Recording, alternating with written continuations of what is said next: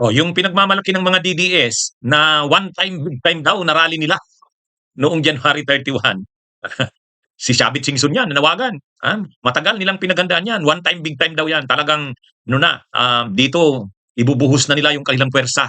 One time, big time rally. Pero ang nangyari, hindi rally, motorcade. Motorcade. Tapos, makita mo yung motorcade, ah, ang biro nga ng mga sa dami ng tao na nagkabuhol-buhol daw ang traffic sa EDSA. Actually, kabaliktaran. Wala man lang impact sa takbo ng traffic sa EDSA. Kaya palpak na naman. Yung sinasabing one time, big time rally ng mga DDS na hindi na nga naging rally kasi mahirap mag-mobilize ng mga tao eh.